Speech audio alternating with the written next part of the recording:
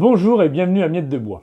Vous le savez, en tout cas mes plus anciens abonnés et fidèles le savent, l'hiver j'en profite pour faire le nettoyage, l'affûtage, le démoussage de tous mes outils tranchants. Donc j'ai déjà fait à ce propos des vidéos, je vous mets les liens ici sur l'affûtage de mes ciseaux à bois et ma racloire. Et là, je vous propose, je ne vais pas refaire l'affûtage, que je ne change pas, je fais toujours la même chose, la maintenance que je vais faire sur mes lames de dégo rabot. Je le fais faire, je les envoie à raffûter. Quelles sont les différentes parties importantes, principales d'une dégo rabot? On a déjà l'arbre qui, lui, va tourner, moi j'ai une flèche qui me l'indique, mais va tourner par rapport où vous êtes dans le sens des aiguilles d'une montre. Le bois, lui, va se déplacer dans ce sens-là, c'est-à-dire qu'on va travailler en avalant. Donc je vais avoir ma première table qui sera une table d'entrée et je vais avoir une deuxième table qui sera une table de sortie. Entre les deux, bien sûr, c'est un axe qui va tourner avec 2, 3, 4 tranchants, voire des plaquettes qui vont venir comme ça raboter le bois. Donc ma table d'entrée, celle-ci, doit être sur le même plan que la table de sortie. Le même plan, ça ne veut pas dire à la même hauteur alignée, ça veut dire que j'en ai pas une qui est légèrement vrillée ou légèrement en pente par rapport à l'autre. Ça va être vraiment sur le même plan. Donc ça, c'est des choses qu'il va falloir vérifier. La table d'entrée permet juste de amener le bois sur ma lame, sur mon tranchant et de déterminer l'épaisseur que je vais bien vouloir enlever. Cette table-là, c'est son seul but et c'est déjà pas mal. La deuxième table, elle, c'est la table que je vais appeler de référence. C'est elle qui devrait être bien droite et c'est elle qui va donner la forme définitive à votre planche, c'est-à-dire le parfait plat, c'est elle qui va le donner, c'est sur elle qu'il va falloir s'appuyer pour avoir cette qualité de finition qu'on va vouloir avoir à la fin. Voilà. Donc, premier contrôle qu'on va faire, c'est on va vérifier que nos deux tables sont parfaitement plans. Donc pour ça, comme je l'ai dit, la table d'entrée va être celle qui va permettre de déterminer la hauteur de passe, donc elle est forcément réglable en hauteur.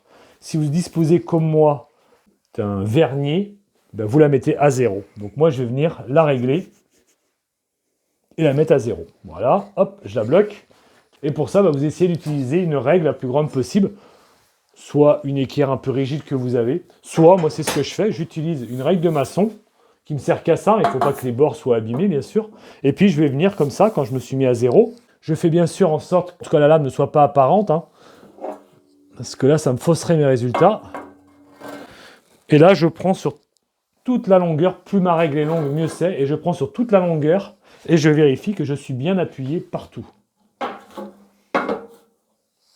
Voilà, si j'ai un peu de jeu, je vais vite le voir, avec la lumière, donc là, moi, c'est bon, c'est vraiment appuyé partout.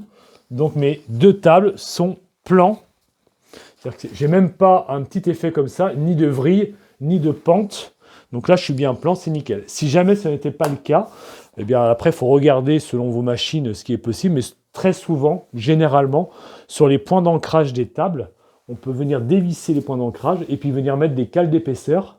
Donc là, on est au 10e, il n'y a pas grand-chose, moi j'espère, à remettre. Et puis après, dès que c'est fait, on remet ça, on resserre et on ne touche plus. Donc ça veut dire que les tables, on les manipule plus non plus n'importe comment. Si, comme moi, vous avez mis une dégo rabot, vous avez quelque chose d'un peu portatif qui va venir à bouger, si vous vous êtes amené à la déplacer, vous ne venez pas tirer sur les tables. Parce que là, vous mettez des contraintes pour lesquelles le constructeur n'a pas prévu cela. Et puis, vous allez déformer un peu votre châssis. Alors, moi, j'ai un châssis en tôle épaisse, en mécano soudé, qui est quand même assez rigide parce que j'ai un bloc en fonte au-dessus. Mais bon, voilà, je ne fais pas. Je me sers soit des poignées, ou soit après, je vais me prendre sur des prises un peu plus bas pour déplacer ma machine. Mais je ne tire pas sur les tables. Les tables, je m'en sers vraiment pour ce dont elles sont prévues et pas autre chose. Voilà, je vous ai placé donc de l'autre côté de ma machine. Donc là, c'est la table d'entrée. Là, c'est la table de sortie. Et au milieu, c'est mes fers, c'est ma dégo. Donc, on voit que j'ai une lame là, qui se présente, qui est numérotée. Je vais vous montrer avec la GoPro. Vous voyez, j'ai ici le numéro 2. Donc, je dispose de 3 lames moi, sur ma dégo. Donc, comment elles sont mises? On voit que le tranchant, il est mis dans ce sens-là, effectivement, parce que le bois va venir de cette façon-là, hein, il va vraiment suivre mon doigt, et donc le tranchant va venir comme ça, en tournant dans ce sens-là, va venir vraiment racler mon bois pour avoir ma surface définie. On voit après que derrière, ici, mais vous le verrez mieux quand je le démontrerai, j'ai un contrefer qui est également, je vais essayer de vous le montrer avec la GoPro, qui est également numéroté. Je ne sais pas si vous arrivez à le voir. Donc on le verra peut-être plus quand je démontrerai. Et ce contrefer est tenu par 4 vis. Ces vis, en fait, elles sont desserrées.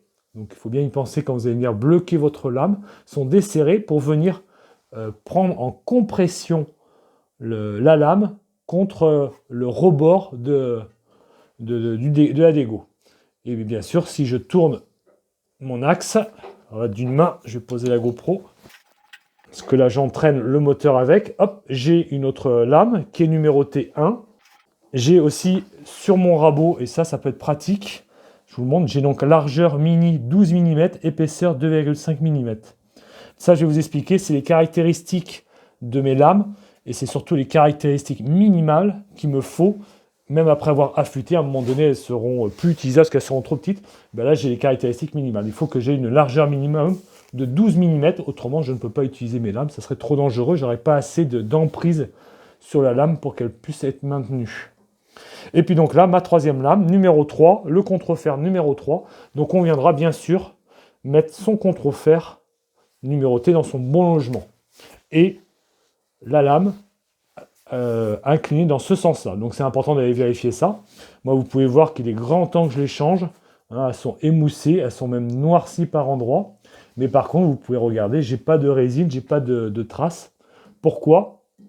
Parce que je vous avais montré sur une vidéo que je fais des fois un petit nettoyage et je viens rectifier un peu la partie tranchante pour prolonger la vie de mes lames. Comme je l'ai fait faire, c'est un certain coût, ça m'indisponibilise mes lames pendant un certain temps, et bien ça me permet comme ça de réduire ce nombre d'échéances. Allez, je vais ouvrir mes tables pour accéder plus facilement à l'arbre et puis on va démonter ces lames. C'est parti. Attention, avant toute manipulation, prenez bien soin de mettre hors tension votre machine, soit en la débranchant, soit comme moi si vous êtes équipé d'un sectionneur que vous ouvrez et vous verrouillez par un cadenas.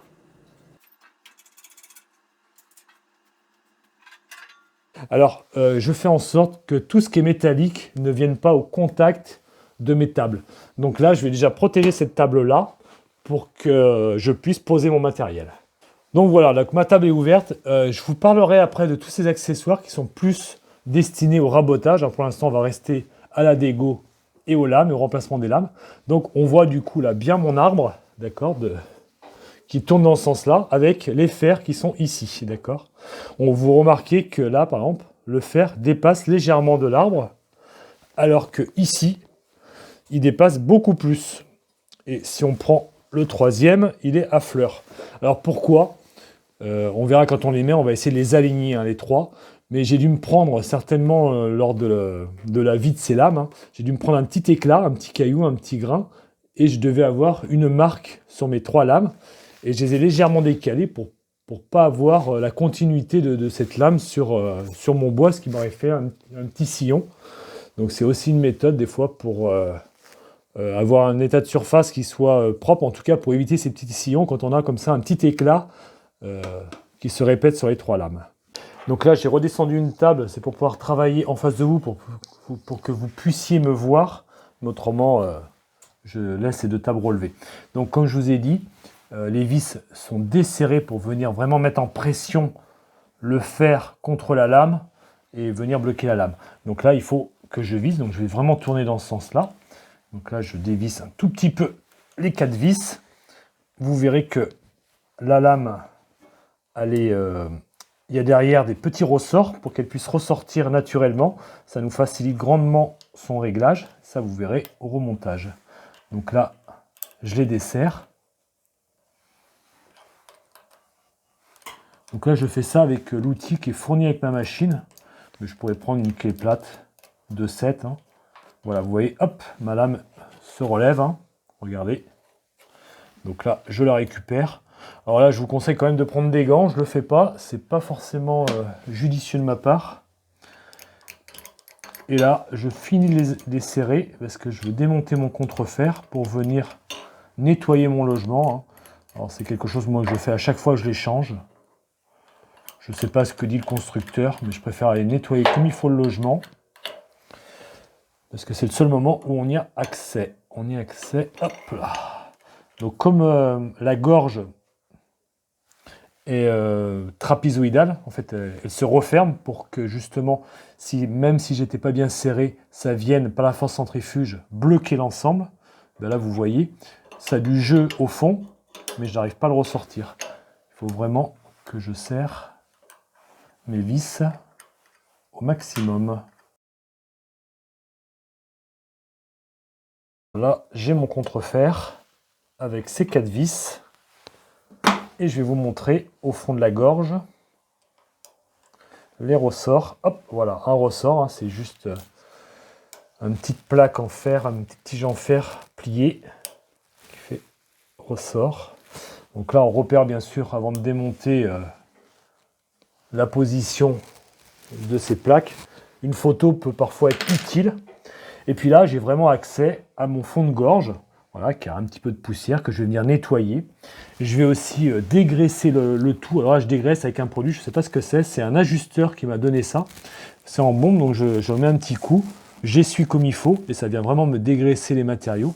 Et après, je mets un peu d'huile sur un chiffon, et j'en applique une fine pellicule dessus, dans le but de retarder l'oxydation. Ma machine elle a 20 ans, vous voyez que bon, mon arme n'est pas oxydée, quoi.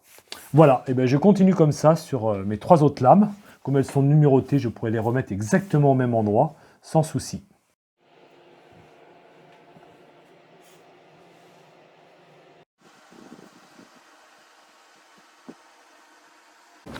Donc voilà, j'ai mis en place toutes mes lames.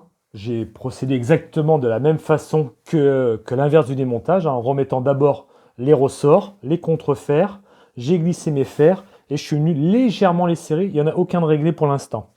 Donc je vais maintenant procéder au réglage de mes fers. Il est bien sûr évident que quand l'arbre va tourner, il faut que les 3 fers soient à la même hauteur, tous les 3, mais qu'ils soient aussi en position la plus haute en référence par rapport à ma table de sortie. Et c'est là où ça devient intéressant, c'est qu'il va falloir que j'utilise soit le matériel qui est fourni par le constructeur de votre machine, soit vous pouvez vous procurer dans des magasins du matériel qui est peut-être plus pratique à utiliser, ça c'est vraiment à vous de voir, mais en tout cas il y a 2 points à prendre en compte. La position de l'arbre pour que le couteau soit à la partie la plus haute, d'accord, et puis après le réglage de la lame par rapport à la table de sortie. Donc moi je dispose de cette petite plaquette, okay, qui me permet de mettre la lame embutée, voilà, sur la table de référence par rapport à son logement. Je vous montre là avec la caméra. Voilà, donc là je ne peux plus bouger. Et puis après, j'ai cet outil-là qui est rectifié là à différents endroits et qui va être appuyé sur ma table de référence, embuté avec ces petites coches sur le bord de ma table de référence. Et l'autre partie va venir me mettre la position réglable de ma lame. Je vous le fais devant vous, ce sera plus simple à comprendre. Donc je desserre légèrement ma lame pour qu'elle remonte par les ressorts. Donc j'avais serré juste aux extrémités pour pas que ça bouge le temps que je mette toutes les lames. Donc là, hop, ma lame remonte. Voilà.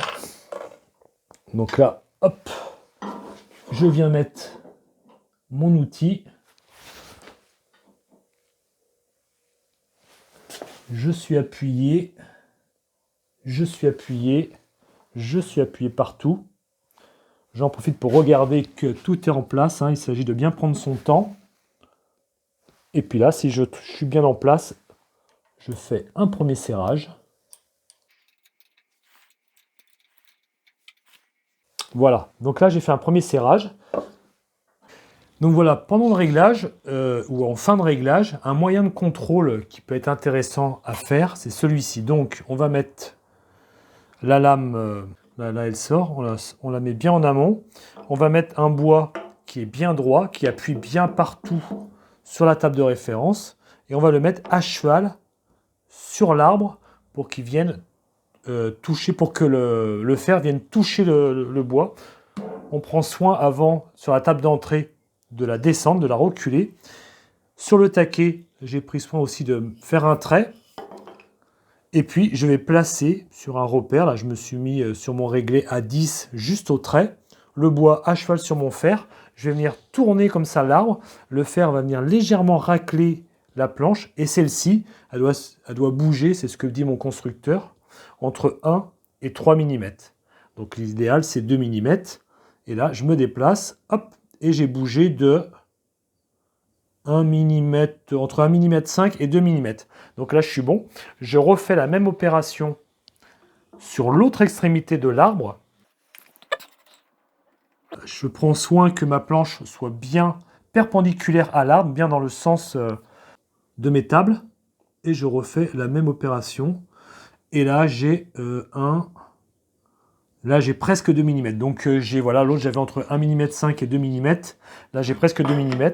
Donc, je suis comme ça, avec ce réglage. Je peux dire que le tranchant de ma lame est vraiment plan par rapport à ma table de référence.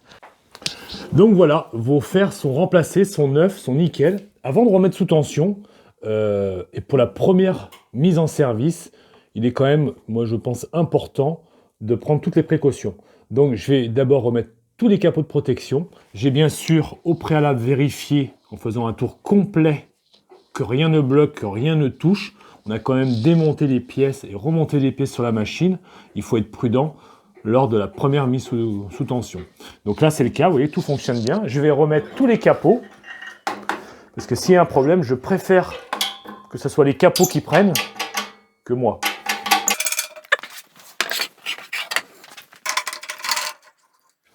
Voilà, et je vais pouvoir remettre tout sous tension. Donc tout rebrancher.